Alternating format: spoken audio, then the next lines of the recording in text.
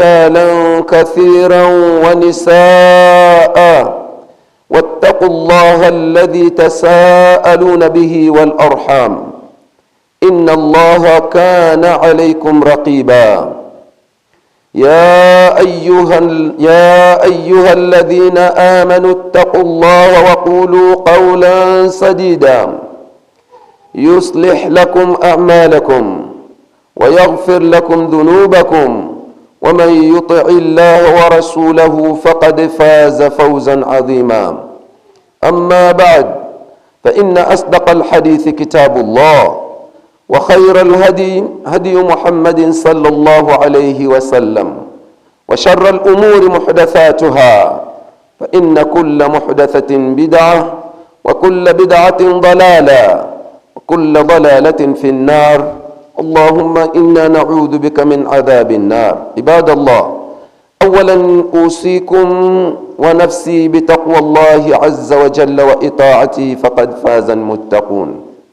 zangu katika imani, baada ya kumhimidi Allah tabaraka wa taala na kumtakia rehma na amani mtume wetu Muhammadin sallallahu alaihi wasallam, napenda nichukue fursa hii adhim kuihusia nafsi yangu pamoja nanyi katika swala zima la kumcha Allah tabaraka wa taala, kwani katika kufanya hivyo kunapatikana kufuzu kwa muumini hapa duniani mpaka kesho akhera. Sote kwa pamoja tumwombe Allah aturuzuku cha Mungu, Allahumma amin.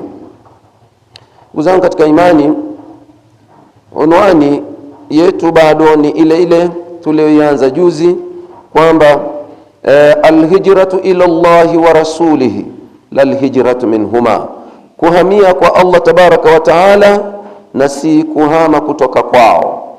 Ndugu zangu, ni mwezi huu, mwezi ni wa tukio hilo. Mwezi huu wa Muharram ndio mwezi ambao tukio hili la hijra lilifanyika, na kutokana na tukio hili ndipo ambapo tarehe ya Kiislamu ilipoanzia. Ni tukio adhim, tukio lenye faida nyingi, ambalo kwa hakika wenyewe maulama wanasema lau lingetakiwa kutendewa haki ni mijallad haitotosha katika kulizungumzia tukio hili, bal ndio hasa unasema ndio sababu ya kupata ushindi na ikapatikana dola ya Kiislamu. Kwa hivyo ni tukio adhimu sana sana sana. Zangu katika imani, katika juma iliyopita tuliangalia kwa kifupi sana ushujaa na ujasiri wa mama wa Kiislamu aliyehama hijra zote mbili.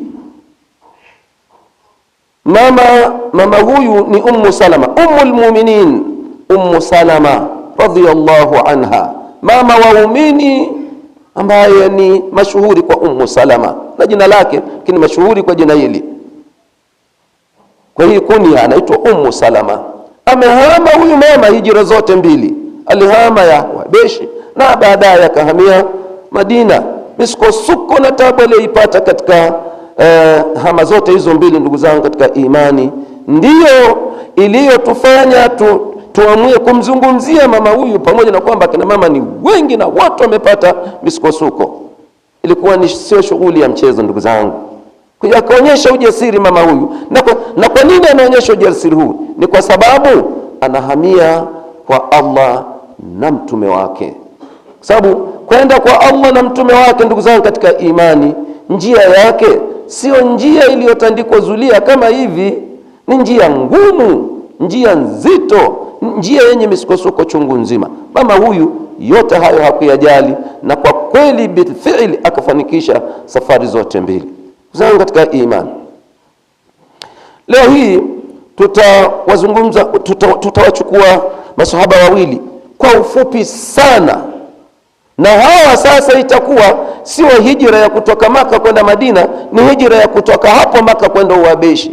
Sababu hii nayo ni muhimu kufahamika, ni muhimu kujua. Yani watu wanadhani labda kuhama kutoka Maka kwenda Madina ndio kulikuwa na misukosuko pekee, lakini kuhama kutoka Maka kwenda Uhabeshi labda kulikuwa na ulaini. Haikuwa hivyo, ndugu zangu katika imani. Bali safari hii ya kutoka Maka kwenda Uhabeshi ni ngumu zaidi, hata afadhali ya kutoka Maka kwenda Madina. Ni ngumu. Kuzana katika imani, tuwazungumze wawili kwa ufupi sana. Nasema kwa ufupi kwa sababu muda huwa hautoshi kabisa huu. Ukianza tu tayari muda ushaisha.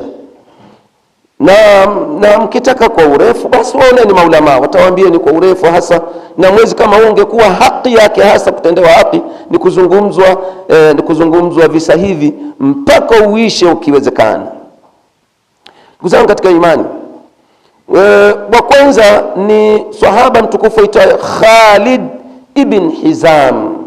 Khalid ibn Hizam radhiyallahu anhu. Na wakati mwingine hata majina yanayo yanakuwa ni mageni kwetu, hatuyajui. Na huyo Khalid ibn Hizam ni katika Waislamu wa mwanzo kabisa waliohama kutoka Maka kwenda Uhabeshi. Wale ndio walikuwa Waislamu wa mwanzo kabisa kusilimu. Wengi wa masahaba walikuwa bado hawajasilimu, akiwemo Umar bin al-Khattab radhiyallahu anhu wa arda. Sasa huyu Khalid bin Hizam tayari alishasilimu, na misukosuko ile iliyowapata mle ikawa haiwezekaniki tena watu kumwabudu Allah mle. Mtume sallallahu alayhi wasallam aliwaamrisha wahamia Uhabeshi, sababu kulikuwa kuna mfalme mwadilifu, si Muislamu, na swara huyu si Muislamu kabisa, lakini akaona alikuwa na uadilifu, akaamua Waislamu wahamie kule. Mmoja wapo ni huyu Khalid bin Hizam. Alihama naye mwenyewe tu alihama sahaba huyu mpaka alipofika katika bahari nyekundu. Akavuka bahari upande wa pili, fanazala an-Nadghan, akawa amefikia mahala panaitwa Nadghan katika upande wa Afrika. Sasa akafikia mle maskini poni tu hivi, akaona sasa hapa labda ndio mahala pa kupumzika. Akatokea nyoka koboko, black mamba mwenyewe mnamuita, nyoka matata kweli kweli huyu, nyoka mkorofi ajabu nyoka huyu. Akamgonga Khalid bin Hizam, na yule nyoka hagongi kwingine zaidi ya maeneo hapa kichwani na juu. Na akikugonga dakika 6 ni nyingi, 6 hivi ni nyingi, zikizidi sana umeishi mno 10. Khalid bin Hizam radhiyallahu anhu wa ardahu akawa amekufa, akagongwa na nyoka huyu akafa. Ndugu zangu katika imani, sasa hebu niambie, kulikuwa na urahisi gani katika kuhama kwenye safari hii? Kulikuwa kuna urahisi gani? Watu mpaka manyoka yanawagonga wanafia njiani. Hadithi tuliyoanza katika Muta ala Tariqi ile ilikuwa na sahaba aliyefia njiani akihama kutoka Maka kwenda Madina, ni sahaba Dhamrat bin Jundubi, alifia njiani. Nadhani ni yeye tu, na huyu naye alifia njiani kabla hata hajafika Uhabeshi. Ndugu zangu katika imani, ni tarehe iliyojaa machungu kiasi gani ya masahaba wa Mtume sallallahu alayhi wasallam. Sasa kama nimesema, huyu mambo yake kwa imeishia hapo, hakuendelea tena na safari. Na kama nilivyosema ni kwa ufupi kweli. Mwingine nimesema ni wawili, tutataja wawili. Mwingine anaitwa Al-Harith bin Khalid radhiyallahu anhum. Kharaja huwa wa zawjatuhu wa abnauhu al-4. Alitoka yeye na mkewe na watoto wake 4. Sasa huyu imekuwa na ikhtilafu kidogo, kwamba mke ni sawa, watoto ni sawa, safari ilikuwa ni ya kwenda au kurudi. Ndio kumetokea ikhtilafu, ni ya kwenda Uhabeshini au kurudi kutoka Uhabeshini, vyovyote itakavyokuwa. Lakini akiwa safarini, ndugu zangu katika imani, na familia yake, mwamba huyu radhiyallahu anhu wa arda, wakashikwa na kiu ambacho hakina mfano. Kiu kikali, wanatembea mguati, kiu kikali mno, hakuna mfano. Fawajadu birkata ma'in, mara wakaona chombo kina maji huko, birika la maji mahala. Kwa kuwa wana kiu wakakimbilia, familia nzima ikakimbilia kwenda kuyanywa yale maji, wote wakaenda pale. Wale asafi kwa masikitiko makubwa kabisa, ma kanat hadhihi almiyahu salihatan lishurbi, maji yalikuwa yafai kunywa. Fasharibu jami'an illa al-Harith ta'akhkhara qalilan, wakanywa wote maji haya isipokuwa bwana Harith, yeye alichelewa kidogo. Yeye kwa sababu anaona wacha familia, maji yenyewe si mengi, wacha familia hii, wacha watoto wangu wanywe na mke wangu wanywe, mimi bado naweza, hata yakisha naweza nikavumilia, hata nikifa potelea mbali, lakini wacha familia, watoto kwanza wanywe. Watoto wale wakanywa na mama akanywa.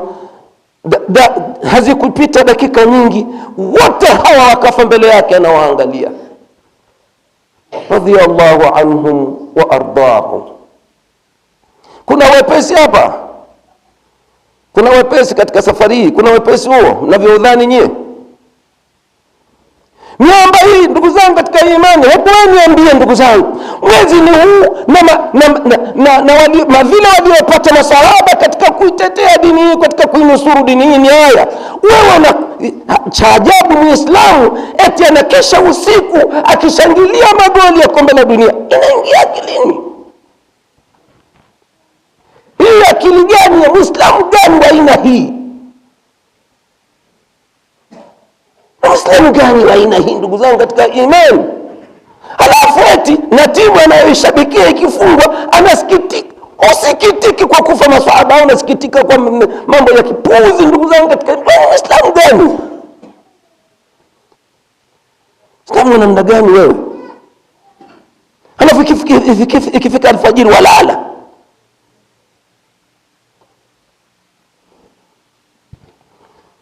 Imam Shafi'i rahimahullah, Imam Shafi'i kuna beti mbili zinanasibishwa na Imam Shafi'i rahimahullah alayhi. Imam Shafi'i anasema ulaika, ametaja maswahaba, sifa za maswahaba, sifa za ametaja, akasema ulaika sahabu nabii sallallahu alayhi wasallam wa hizbu, na ndio chama chake. Hawa maswahaba hawa ndio masahaba wa Mtume sallallahu alayhi wasallam, ndio chama chake na ndio kundi lake.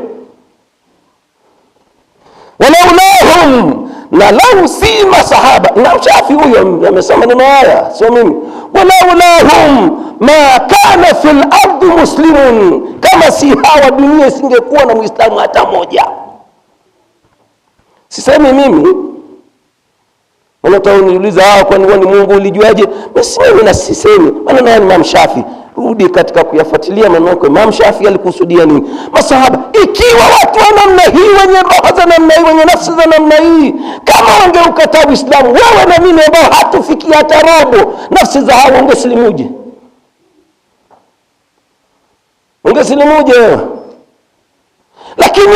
Lakini vingine, maana nyingine, hawa masahaba hawa juhudi walioifanya ya kutoa nafsi zao, uhai wao